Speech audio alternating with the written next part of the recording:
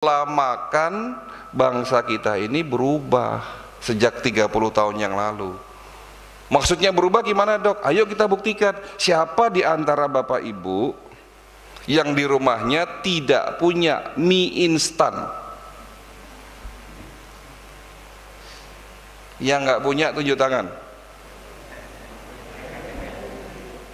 Semuanya punya berarti, nggak ada yang tunjuk tangan. Nah, ibunya ketawa semua ini. Saya kalau nganterin istri ke mall belanja, saya perhatikan ibu-ibu. Pertama kali yang diambil apa? Mie instan. Seolah-olah mie instan menjadi makanan pokok. Ya. Oke, pertanyaan kedua, siapa di antara Bapak Ibu yang dalam waktu 1 minggu tidak makan goreng-gorengan? Ada enggak yang nggak makan goreng-gorengan seminggu ini? Pertanyaan ketiga, siapa di antara Bapak Ibu yang setiap hari makan minimal 3 jenis buah-buahan? Setiap hari makan buah minimal 3 jenis. Ada enggak? Enggak ada. Oke, kita bahas sedikit mengenai anatomi fisiologi tubuh manusia. Tubuh kita terdiri dari 3 unsur, body, mind, and soul. Fisik, pikiran, dan jiwa. Nah, saling berkaitan. Secara fisik, yang terlihat, bagian terkecil tubuh namanya, bagian terkecil tubuh makhluk hidup namanya sel. Tolong diingat ya, sel, Pak. Semua bentuk kegiatan metabolisme di dalam tubuh terjadi di dalam sel. Ada kurang lebih 800 triliun sel yang membentuk tubuh. Artinya kalau ingin buat tubuh kita sehat, sel-sel dalam tubuh kita juga harus sehat. Kalau selnya rusak, organnya rusak. Kalau organnya rusak, fungsi organnya menurun. Kalau sudah fungsi menurun, disitulah muncul penyakit. Contoh, kalau sel organ pankreas rusak, kemampuan pankreas menghasilkan hormon insulin menurun, muncul penyakit diabetes. Kan begitu. Jika sel pembuluh darah rusak, terjadinya aterosklerosis atau kakunya pembuluh darah, penyakitnya hipertensi, tekanan darah tinggi. Kalau sel di saraf otak rusak yang didahului dengan sumbatan pembuluh darah, muncul penyakit stroke dan seterusnya. Lalu pertanyaannya, apa penyebab kerusakan sel? Para ahli melakukan penelitian puluhan tahun, ternyata 80% penyebab kerusakan sel akibat radikal bebas. Radikal bebas bukan makhluk hidup, bukan virus, bukan bakteri. Radikal bebas itu bisa kita artikan racun yang merusak sel. Radikal bebas terbentuk akibat proses oksidasi. 2 kata ini tolong diingat. Radikal bebas yang merusak sel, penyebab sakit. Radikal bebas terbentuk akibat proses oksidasi.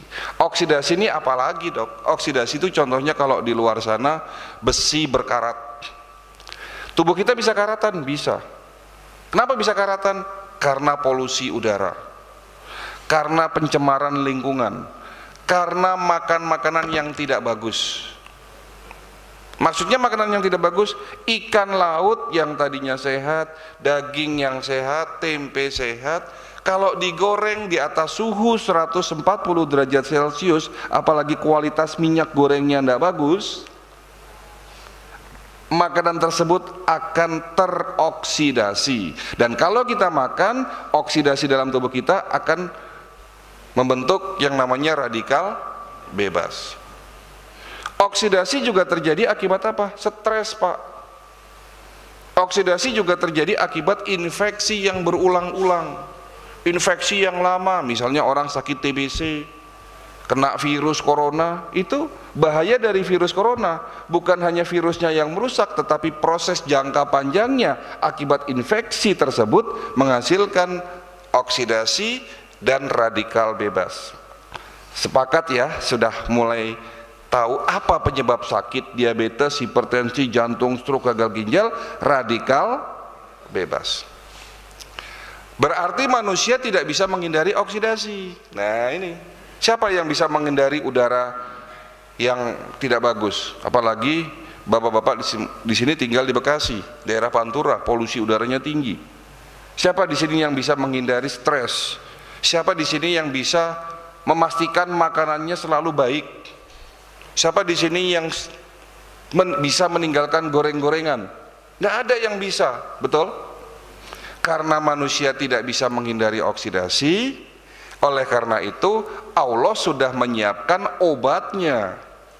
Ini obat paling mujarab yang diproduksi di setiap sel tubuh kita, namanya antioksidan. Antibodi ceritanya beda lagi nanti. Nama juga oksidasi.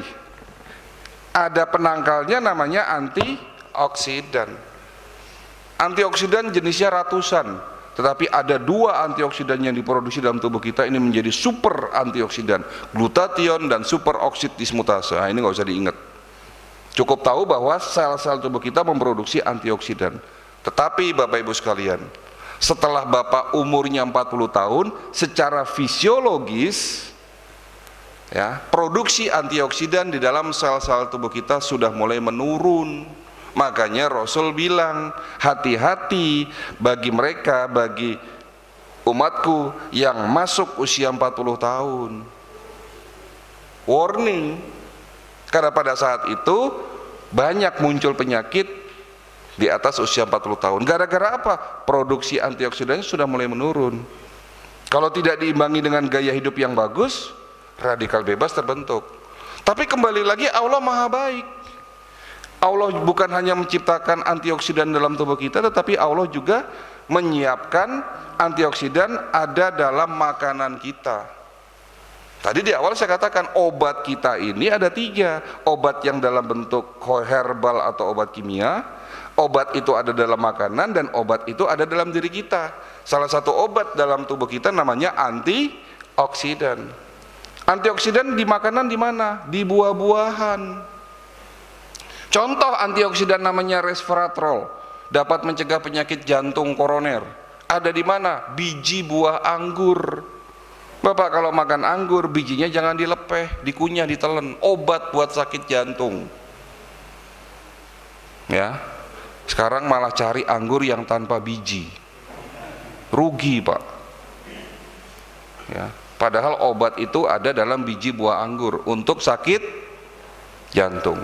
Ada antioksidan namanya likopin. Bapak-bapak yang sudah mulai susah kencing, kencingnya tidak tuntas, netes lama terus tidak selesai-selesai, penyakitnya apa Pak itu? Prostat.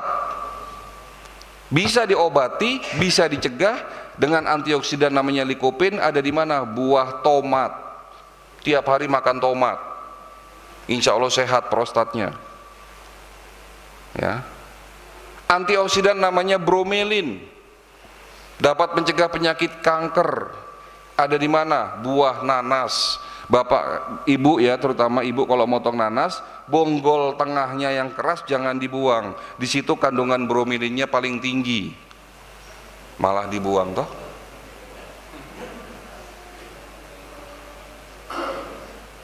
Ada antioksidan yang terkandung di dalam buah alpukat, dapat mencegah penyakit pikun. Kalau buah apel, antioksidannya dapat mencegah penyakit batu empedu dan fatty liver. Antioksidan yang paling banyak kandungannya selain di buah-buahan juga ada di tanaman obat. Bahkan beberapa tahun terakhir tanaman ini dikatakan sebagai superfood, makanan super, karena mengandung 142 jenis antioksidan. Kandungan vitamin C-nya 6 kali lebih banyak daripada lemon. Kandungan vitamin A-nya 3 kali lebih banyak daripada wortel. Apa itu? daun kelor. Iya. Antioksidan yang terkandung dalam kulit buah manggis dapat mencegah penyakit apa? Kanker. Semua buah dan tanaman obat mengandung obat yang namanya antioksidan. Terjawab toh? Kenapa bangsa kita banyak yang sakit? Lupa makan buah, lebih suka makan mie instan. Coba tanya sama adik-adik di luar, kalau diajak ke mall, milih makanan tradisional atau KFC, suruh milih tuh makanan tradisional atau KFC, pasti dipilihnya KFC, McDonald. Padahal di negara asalnya sendiri dikatakan makanan tersebut adalah golongan makanan junk food. Makanan junk food artinya makanan sampah. Kenapa disebut makanan sampah? Karena rendah nutrisi, terlalu tinggi karbonnya, kalorinya, ada penyedap, pengawet, pewarna dan seterusnya. Hari ini banyak minuman kekinian yang kalorinya tinggi, makanya banyak yang sakit.